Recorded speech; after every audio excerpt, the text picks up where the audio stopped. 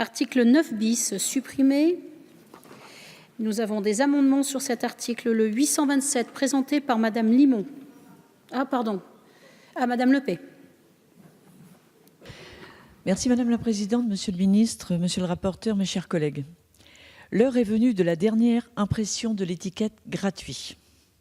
En effet, la gratuité relève du don et par nature non commerciale. Le terme gratuit ne peut donc être utilisé dans une relation commerciale. Ce terme est trompeur et leurre le consommateur en termes d'information. Alors cet amendement vise à gommer le terme gratuit comme outil marketing. Le produit est construit avec un coût de production chez nos agriculteurs, puis un coût de transformation et un coût de distribution. Aussi, chaque étape a sa valeur.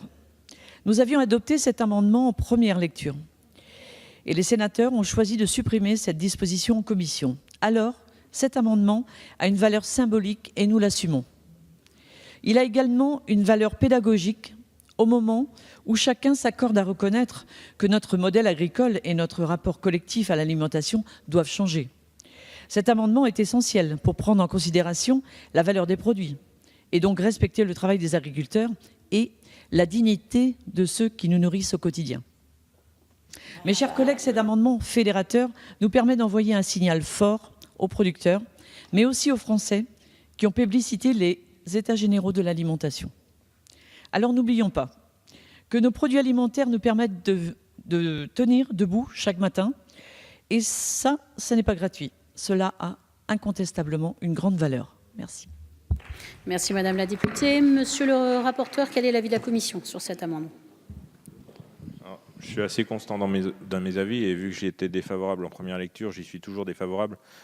L'utilisation mensongère ou trompeuse du terme gratuité peut être déjà sanctionnée pour pratique commerciale trompeuse. Je pense qu'au-delà du symbole, si le législateur interdit ce terme, la grande distribution se fera un plaisir d'en trouver un autre qui veut dire à peu près la même chose. La limitation de promotion en prix en volume me paraît beaucoup plus efficace que le bannissement du mot gratuit. En effet, la grande distribution dira offert, donné pour 0 €. Bref, ça ne changera pas le fond de la problématique. Il vaut mieux encadrer les promotions. Donc, avis défavorable.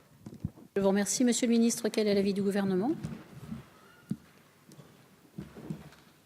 Oui, d'abord, je voudrais dire à Madame Lepay, je sais combien elle a travaillé sur cet amendement et je la rejoins dans la conviction qu'elle porte de faire en sorte que nous ne puissions dévaloriser le travail des producteurs, le travail des agriculteurs et dévaloriser la qualité des produits alimentaires. Pour autant, cet amendement, il a longuement été débattu lors de la première lecture et au Sénat comme ici à l'Assemblée nationale, et le gouvernement y était défavorable.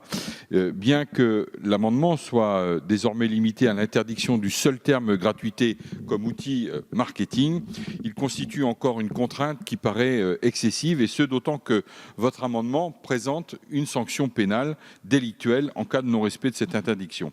Ce que vous proposez revient donc à dire qu'un acteur économique qui utilise le terme gratuit pour la promotion d'un produit alimentaire, par exemple 20% gratuit sur l'emballage d'un produit ou encore 2 produits achetés, 1 gratuit, commet un délit puni d'une amende pénale, même lorsque cela ne constitue pas une pratique commerciale trompeuse pour le consommateur. À l'inverse, le terme offert ne vous pose pas de difficulté, alors que économiquement, on peut considérer que cela revient exactement à la même chose.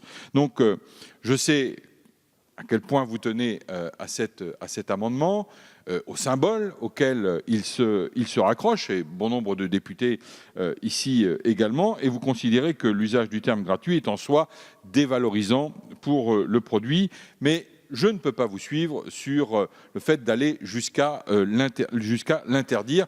Comme j'ai eu l'occasion déjà de le dire dans la soirée, nous écrivons aussi le droit ici dans la loi.